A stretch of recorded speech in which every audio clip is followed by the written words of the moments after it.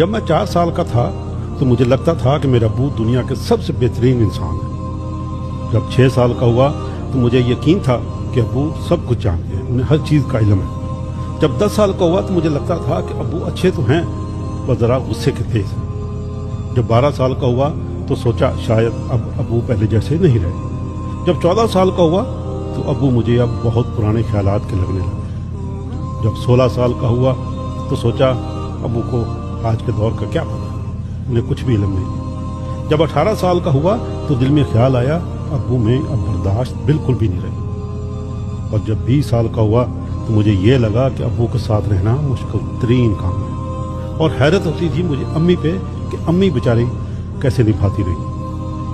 اور جب 25 سال کا ہوا تو لگتا تھا کہ ابو کو میری ہر بات پہ اور میرے ہر کام پہ اعتراض ہے۔ جب 30 سال کا ہوا تو سوچا کہ ابو کے ساتھ اتفاق رائے ناممکن ہے، شاید دادا جان کو بھی ابو سے یہی شکایت رہی ہوگی۔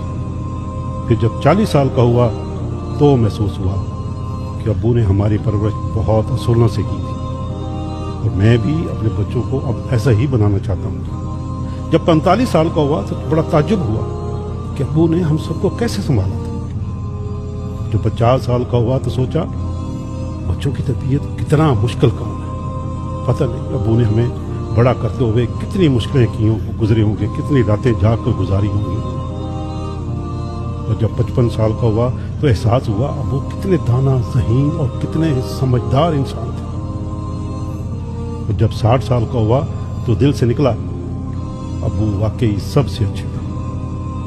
دوستو 56 سال لگ گئے، لیکن زندگی نے گھما کے وہیں لا کھڑا کیا جہاں سے سفر شروع ہوا تھا، کہ میرے ابو سب سے بہترین ہے۔ دوستو آئیے جب تک ہمارے ماں باپ زندہ ہیں ان سے محبت کریں، ان کی خدمت کریں، دل دکھانے والے نہ بنیں۔ یہ وقت بہت بے رحم ہے، کل کو صرف یادیں رہ جائیں گی۔